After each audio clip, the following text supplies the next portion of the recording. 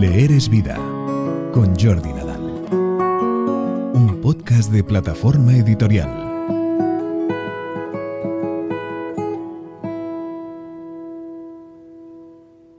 Hola a todos y a todas, bienvenidos y muchas gracias por estar ahí. Este es un nuevo capítulo del podcast Leer es vida, de Plataforma Editorial, y hoy nos acompaña una bióloga, cofundadora de la primera escuela al aire libre de España y autora de muchos libros en Plataforma Editorial, pero en este caso vamos a hablar del último libro que ha publicado con nosotros, que se llama La naturaleza que nos cuida: cómo encontrar el bienestar en elementos y escenarios naturales.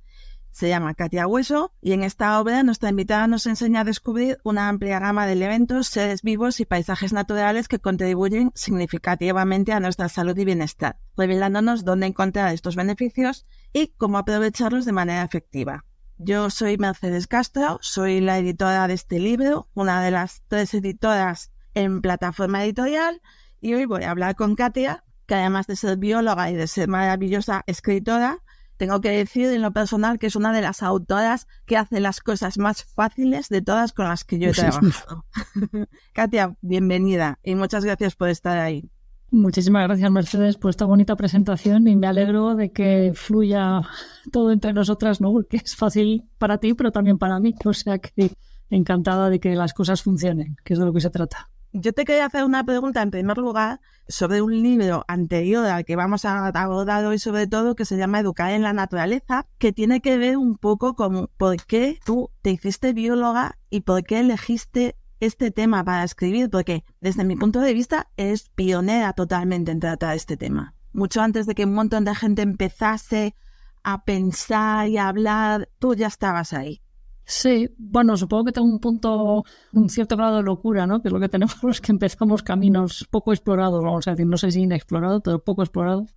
La razón por la que me hice bióloga, yo creo que gran parte de la culpa la tendrán mis padres, me imagino, que me llevaban mucho al campo de pequeña, pero era un campo amable, ¿no? No íbamos a hacer grandes cumbres ni grandes gestas, digamos, al aire libre, sino que salíamos al campo a disfrutarlo, a realmente sentir la naturaleza cercana, las florecillas silvestres, el aire de la sierra, ¿no? Cosas como muy sencillas, muy poco elaboradas, vamos a decir. Yo creo que eso algún pozo dejó, porque es algo que he ido disfrutando a lo largo de mi vida y que me ha despertado el interés, ¿no? Por ver, oye, quiero saber un poco más. Este es un entorno que me gusta, me atrae, me gusta estar aquí. Y eso fue quizá lo que me terminó empujando a ser bióloga, porque yo andaba dudando entre la biología y la filología. O sea que la cosa... Vaya, cosas súper parecidas. Sí, acabo en logía las dos, pero por nada más. Bueno, plantar palabras y plantar libros, que viene a ser un poco como plantar ideas. Si lo piensas bien, no es tan diferente, ¿no? Bueno, quizá de muy bien lo de escribir, ¿no? Sí, bueno, está bien, porque has unido las dos cosas que querías y que te gustaban seguramente en una misma cosa. Y sobre la naturaleza que nos cuida, que es el libro que acabamos de publicar ahora mismo, preciosísimo además, yo te quería preguntar también cuál fue tu motivación principal para escribirlo.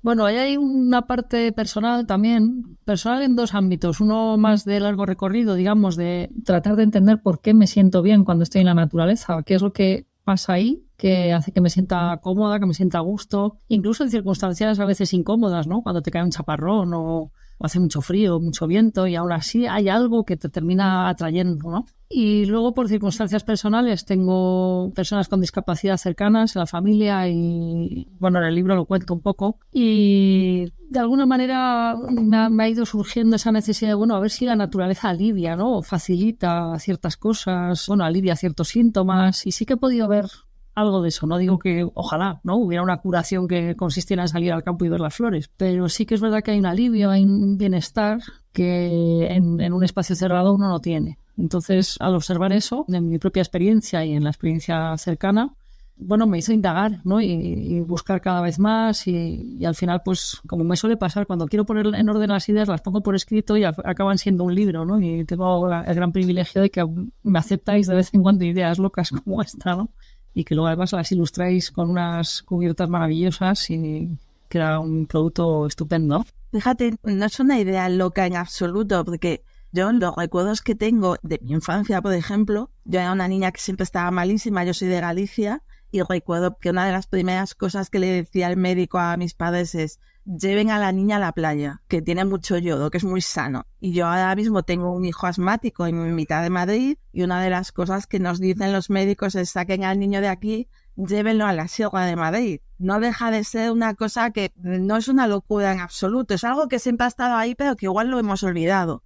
Sí, bueno, el propio Hipócrates ya hablaba de la curación debajo de los árboles, y eso es algo que se ha venido haciendo a lo largo de toda la historia. Es decir, es conocido en época romana también el salir a la montaña. Bueno, a lo largo del tiempo se han ido aplicando, ¿no?, este tipo de terapias con mayor o menor fundamento, pero desde luego con fundamento empírico, ¿no?, con la sabiduría, digamos, de la experiencia, que se veía que funcionaba. Y bueno, a mis padres, o la generación de mis padres, les decía: pues salga usted a pasear, ¿no?, pues ahora a caminar. Y ahora eso lo llamamos ejercicio verde o receta verde, ¿no?, que queda como muy sofisticado, pero no deja de ser el paseo de toda la vida, ¿no? Sí, en tu libro, para que nos entendamos, ¿cuáles son los principales beneficios para la salud que podemos obtener de la naturaleza? Es que beneficios para la salud abarca prácticamente toda la salud, porque la naturaleza es holística de por sí. Entonces, digamos que te genera un bienestar integral, ¿no? No es un bienestar, no sé, para tu lesión de rodilla o para tu dolor de tripa, ¿no? Sino que es algo que te hace sentir bien en general, y eso te da luego recursos fisiológicos y mentales para sentirte objetivamente mejor con aquello que te molesta, digamos, ¿no?, con aquello que te puede estar fallando en tu salud. No te va a curar, pero te va a dar una base, te va a dar un acompañamiento para que el proceso de curación sea más rápido, más sencillo, más agradable, digamos.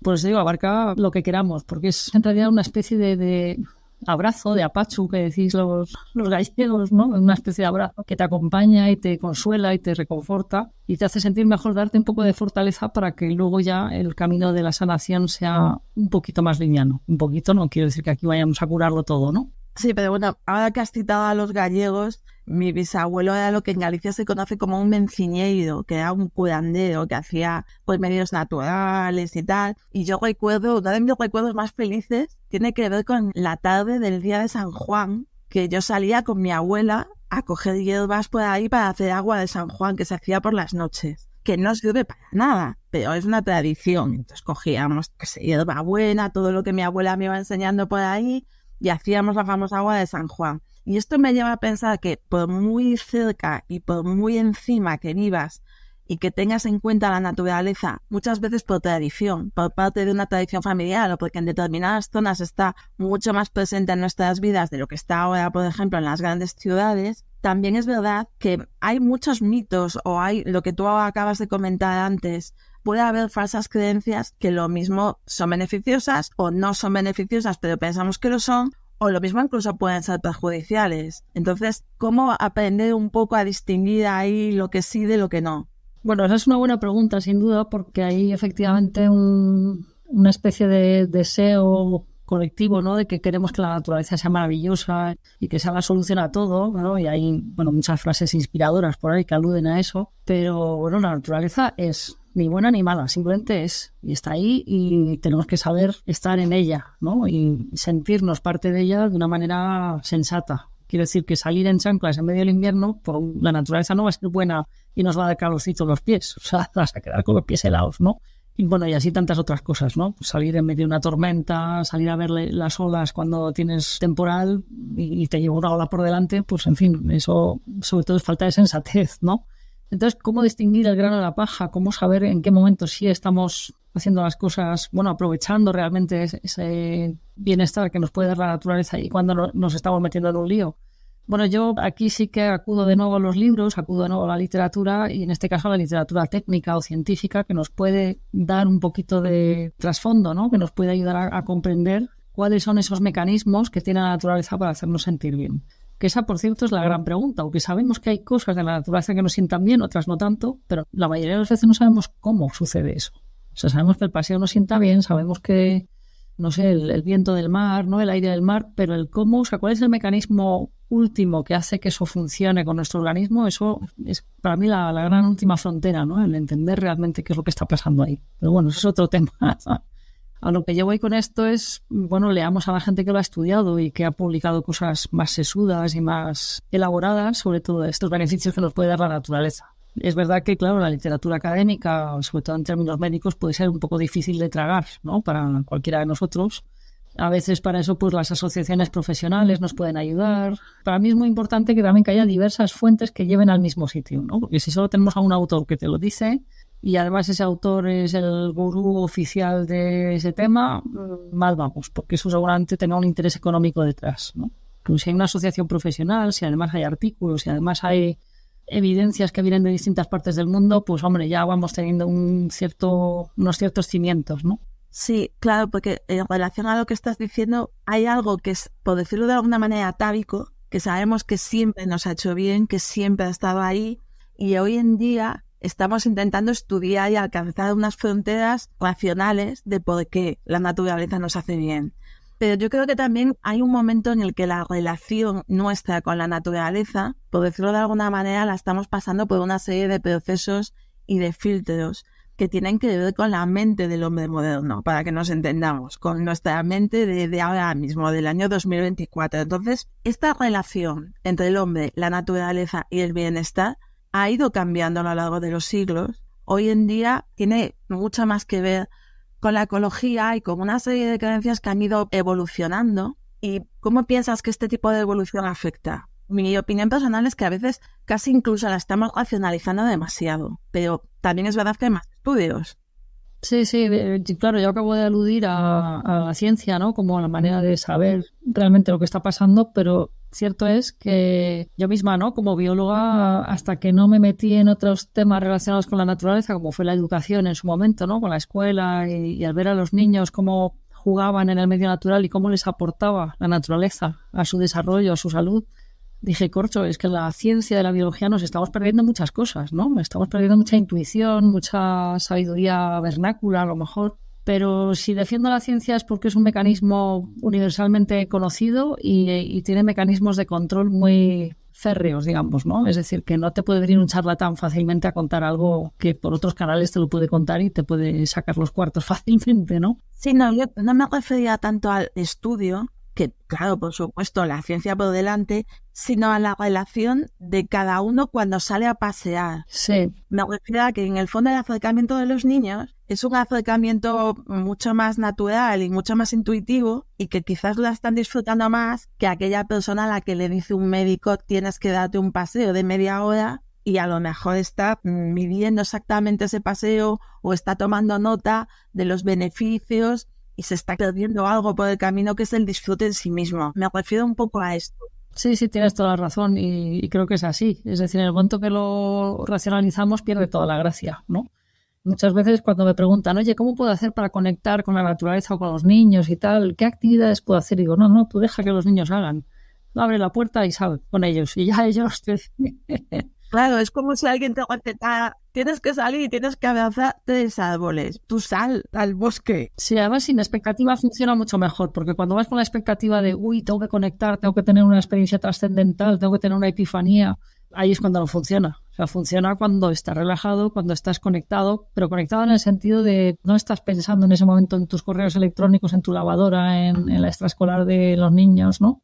Sino que estás a lo que estás en el aquí y en el ahora, y ese es el gran desafío, y creo que los adultos hemos perdido un poco esa capacidad de desconectar para conectar, ¿no? De desconectar de lo de alrededor, de lo de antes y después, y conectar con el aquí y el ahora. Sí, un poco el acercamiento inocente, ¿no? Exacto, yo creo que ahí los niños son grandes maestros, porque si te dedicas a observarlos es una gran manera luego que te ayuda a ti a copiar un poco esa actitud y beneficiarte de eso, ¿no? El beneficiarte de maravillarte ante una mariposa, un arcoíris, una nube, ¿no? Cuando ves que los niños lo hacen y les copias un poco, te das cuenta de cómo disfrutas haciendo eso. Entonces, creo que en ese sentido podemos aprender mucho de los pequeños a nuestro alrededor.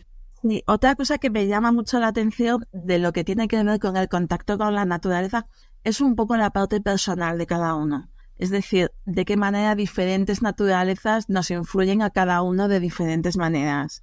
Yo hablo por mi experiencia personal porque yo creo que la relación con la naturaleza es una cosa intrínsecamente personal de cada uno. A mí pues me puede venir bien, mal o regular darme un paseo por determinadas zonas, pero tengo claro que me beneficia mucho más nadar en el mar, por ejemplo, porque yo soy de una zona de mar. Entonces, no sé, en tu experiencia personal, qué anécdotas o qué nos puedes comentar, pero si tú sientes que viene a ser también así. Claro, hay ambientes que nos tocan más de cerca por alguna razón. Yo que soy de tierra adentro, también el mar para mí es muy importante. A ver, tengo genes holandeses, a lo mejor viene de ahí, pero... Seguramente. Sí. Pero sí, a mí bañarme en el mar es una de las cosas que más me conecta realmente. Bueno, luego es verdad que la inmersión, en el mar sobre todo, te obliga a estar con los 5 sentidos allí, ¿no? No puedes pensar en otra cosa mientras estás en el mar porque tienes que estar alerta de alguna manera, ¿no? Estás en una situación más vulnerable quizá que si estás simplemente sentada debajo de un árbol, ¿no? Pero sí, yo creo que tenemos cada uno nuestras experiencias a lo largo de la vida. No sé, nos llegan los estímulos de una manera diferente a cada uno. A lo mejor uno más visual, otro más auditivo, otro más táctil, ¿no? Precisamente la inmersión en el mar es todos los sentidos a la vez, ¿no? Porque estás tocando, sintiendo, viendo, oliendo. O sea, que es una experiencia quizá muy, muy intensa comparada con otras que podemos tener en la naturaleza, ¿no? Pero pensando en una anécdota, precisamente me voy justo a todo lo contrario. Recuerdo en plena pandemia, que claro, estábamos todos pues, aquí encerrados con los ordenadores, el Zoom, el tal. Y recuerdo tener varias conversaciones con distintas personas que me decían, bueno, ¿y cómo conectamos así? Porque claro, el que tenga un jardín o una terraza, vale, pero el que no, ¿cómo hace, no? Y pensando, no fue algo que me salió así de golpe, pero pensándolo un poco dije, corcho, es que el aire que respiramos es naturaleza. Claro. El aire que respiramos estaba ahí. Bueno, sí. En realidad tendría una explicación bastante curiosa porque son pedos de bacteria lo que estamos respirando. Bacterias primigenias que echaban oxígeno y tal. Visto así, le quitas el romanticismo. Se quita todo el encanto, sí. Pero bueno, son bacterias muy antiguas, ya creo que no nos afecta mucho. Y luego, volviendo un poco al romanticismo, pues el agua que bebemos, todo un vaso, bueno, ya me lo he terminado, pero un vaso de agua que ese agua algún día fue río, algún día fue lluvia. Mirar por la ventana, ver una nube pasar, pues eso es naturaleza. Entonces, al final, la conclusión a la que llegué fue que la naturaleza la tenemos prácticamente en todas partes, la tenemos dentro, somos naturaleza al final.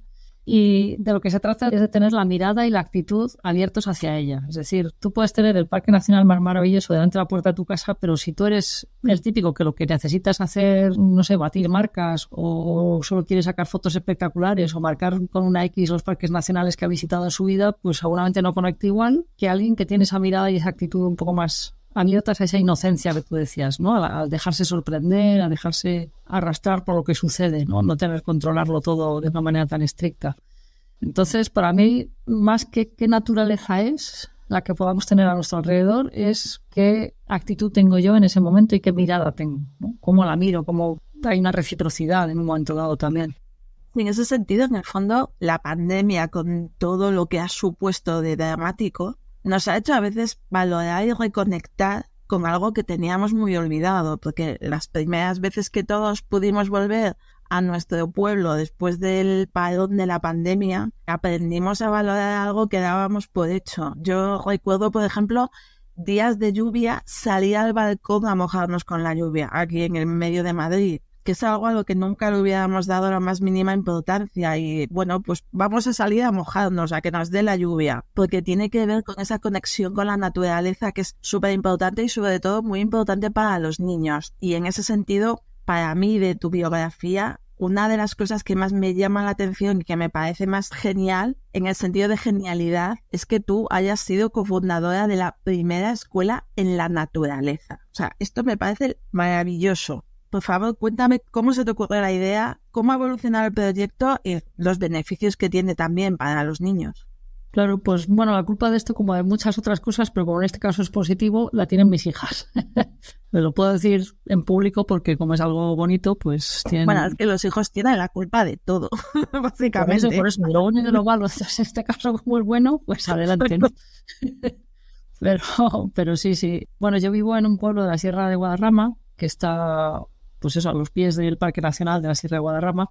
Y en el momento que tocaba ya empezar a pensar en escuelas infantiles y sitios así para mis hijas, pues me dediqué a visitar lo que había por aquí, en la zona, ¿no? Como hace cualquier padre, quiero decir. Y me sorprendió muchísimo lo clonados que estaban los centros que yo pude visitar, clonados entre sí y clonados con cualquier otra cosa que yo había visto en otros lugares y que no tenía ninguna conexión con el lugar, ¿no? No salían, no había ni siquiera una arquitectura que recordara al lugar donde tú estabas, no había referencias a nada local, digamos, ¿no? Algo, no sé, un orgullo de del terruño, vamos a decir, ¿no? Me sorprendía muchísimo, o sea, es que podíamos estar en cualquier punto de la geografía española y daba igual, ¿no? Y bueno, yo lo veía como un desperdicio, como una lástima, ¿no? Que no se aprovechara el espacio exterior que teníamos aquí, el monte, el bosque, los prados, si estaban ahí a la puerta, ¿no? ¿Cómo es posible? Y bueno, esto me llevó a pensarlo, leí algunos libros que también tuvieron una influencia importante y me encontré a dos compañeras que estaban también muy motivadas como yo, que les parecía, por otras razones quizá,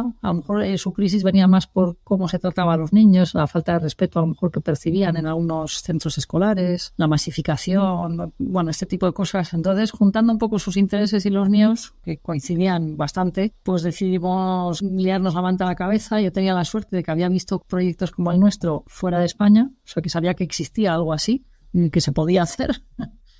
Y nos liamos la manta a la cabeza y lo lanzamos en el año 2011. Entonces, desde 2011 hasta la actualidad está funcionando, o sea, y sigue en pie el proyecto. Ahora habrá como unos 60, 80 proyectos similares en España, o sea que está creciendo la idea. En algunos casos hemos sido nosotras directas acompañantes, digamos, de esos nuevos proyectos, en otros no, lo cual es buena señal porque quiere decir que ya es algo más horizontal, más transversal, ¿no? Y beneficios, pues mira, justo ayer daba una charla en una universidad sobre esto y la ristra de beneficios es bastante larga. Hablamos de beneficios en el ámbito del desarrollo cognitivo, el aprendizaje, el desarrollo cognitivo también transversal, es decir, no solo el aprendizaje del medio natural o la educación física, sino todo, ¿no? Materias, por un lado, pero también habilidades, competencias transversales, las habilidades estas blandas también que llaman, ¿no? Son tan importantes ahora en el... Competencias también en el ámbito de la gestión emocional, de la comunicación, de la cooperación entre los niños. Sería muy prolijo entrar en todo esto, ¿no? Y luego, por supuesto, para la salud física, la salud mental y a largo plazo la salud ambiental, porque los niños que están en un contacto regular, directo, permanente con el medio natural, son niños que establecen un vínculo muy fuerte con él, con el medio, ¿no? Con su naturaleza, y la van a querer proteger, van a querer que esa naturaleza siga existiendo, porque ahí están todos sus recuerdos de la infancia. Y ya no solo eso, sino que con las herramientas emocionales y sociales que han adquirido, tienen capacidad de liderazgo. Es decir, su capacidad de liderar a otros, de contagiar a otros, es muy potente. Entonces, ese deseo de proteger la naturaleza, más esa capacidad de mover a otros, de movilizar a otros, pues hace que esto funcione un poco como una mancha de aceite. Lo que pasa es que lo hace despacito. Claro, que tienen que ir pasando tiempo hasta que estos niños tengan capacidad de contagio, digamos, ¿no?